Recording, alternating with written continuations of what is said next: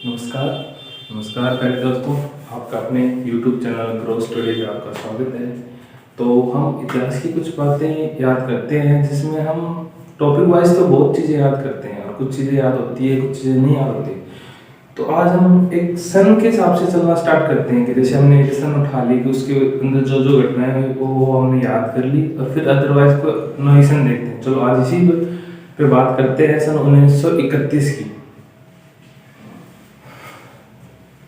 जैसा कि आप जानते हैं कि सन 1931 का जो साल था वो हमारे इतिहास में बहुत बड़ा योगदान देता है। जैसे कि हम बात करें तो 1931 के ही दिन 13 फरवरी 1931 के दिन नई दिल्ली भारत की राजधानी बनी थी। जैसे कि आपको पता है कि नई दिल्ली की घोषणा दिल्ली दरबार 1911 के अंदर की गई थी, लेकिन इसका उद्घाटन 13 फरवरी 1931 को किया गया था। उसी तरह 27 फरवरी को इलाहाबाद में अंग्रेजों से मुठभेड़ करते हुए चंद्रशेखर आजाद शहीद हुए थे। वो क्या कर रहे थे, एक आम सभा कर रहे थे। उस टाइम अंग्रेज आ गए कि उनके खिलाफ भी अरेस्ट वारंट चल रहा था, और उस मुठभेड़ के अंदर जब उनके पास एक गोली बची तो उन्होंने कहा कि मैं आजाद था, आजाद हूँ और आजाद ही रहूंगा, ये कहते हुए अपने आप को गोली मार ली।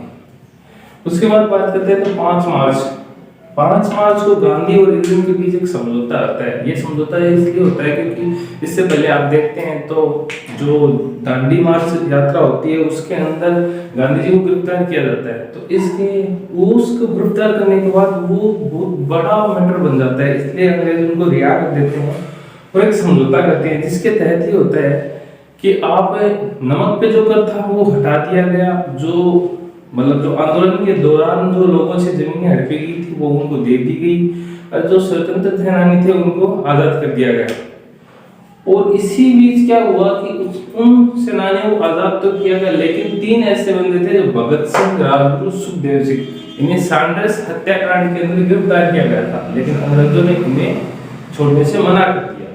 तो उन्हें 23 मार्च को ये अपने इतिहास में बहुत बड़ी डेट है याद करने के लिए। हर युवा, चाहे पढ़ने वाला हो चाहे ना पढ़ने वाला, उसको ये तारीख याद होनी जरूरी है। 23 मार्च को भगत सिंह, राजगुरु, सुखदेव सिंह को फांसी दे दी गई। इसके कुछ दिन बाद यानी इसके कुछ दिन में मार्च 1931 में होता है क्रांति अधिवेशन, जो कांग्रेस का हर साल अधिवेशन होता है वही हुआ। उसमें क्या उसके अध्यक्ष सरदार वल्लभ भाई पटेल ने की। ठीक है, उस जो अधिवेशन हुआ था उसके कुछ पर्पस थे। जैसे इस अधिवेशन के मेन का पर्पस था कि इसमें दिल्ली समझौता, जिसे हम कहते हैं कि गांधी इरविन समझौता, इसे दिल्ली समझौता भी कहते हैं, इसको मंजूरी दी कि ये हमें समझौता मंजूर है, क्योंकि गांधी जी भी कांग्रेस के सदस्य थे, इसलिए इसको मंजूरी दी गई। इसमें क्या हुआ कि जब गांधी जी आए तब जो गांधी जी ने ये समझौता तो किया, लेकिन उसके अंदर राजगुरु, सुखदेव सिंह और भगत सिंह की फांसी माफ नहीं हुई। तो लोग कहते थे कि गांधी जी चाहते तो इनकी वो फांसी माफ करवा सकते थे, इसलिए गांधी के विरोध में खूब विरोध प्रदर्शन हुआ इसके अंदर। और इसी टाइम जो एक पंजाब की मतलब सभा थी या संगठन कह सकते हैं, पंजाब नेशनल सभा, उसने गांधी जी को काले झंडे दिखाई और गांधी गो बैक के नारे दिए। फिर इसके उत्तर में गांधी जी ने भी एक कथन कहा कि गांधी मर सकता है पर गांधीवाद नहीं, क्योंकि गांधी जी अहिंसा के बहुत खिलाफ थे। हिंसा के बहुत खिलाफ थे, गांधी जी अहिंसावादी थे। और इसी में देखा जाए तो इसी के अंदर अपने जवाहरलाल नेहरू उन्होंने जो मौलिक अधिकारों का प्रस्ताव पेश किया था, और उसी टाइम प्रस्ताव पारित किया। और उसके बाद क्या हुआ, ये अधिवेशन होने के बाद ये दिल्ली समझौता, ये गांधी इरविन समझौता, उसका मेन मोटिव पर्पस था कि ये जो गांधी जी को है ना गोलमेज सम्मेलन, कांग्रेस की तरफ से कोई गोलमेज सम्मेलन जाए।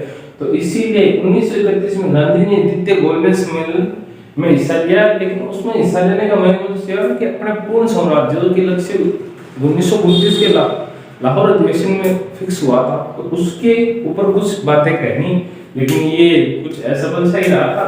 उसी समय 15 अक्टूबर को अपने देश के 14वें प्रेसिडेंट श्रीमान एपीजे अब्दुल कलाम का जन्म हुआ था। और कहते हैं कि कोई जन्मता तो कोई मरता नहीं है, तो उसी टाइम हमारी बहुत बड़ी हस्ती 6 फरवरी को मोतीलाल नेहरू जी का देहांत हुआ। तो दोस्तों कैसे लगी आपको ये, और अदर सन पे आपको चाहिए तो हमें कमेंट करें और चैनल को सब्सक्राइब करें। जय हिंद, जय भारत।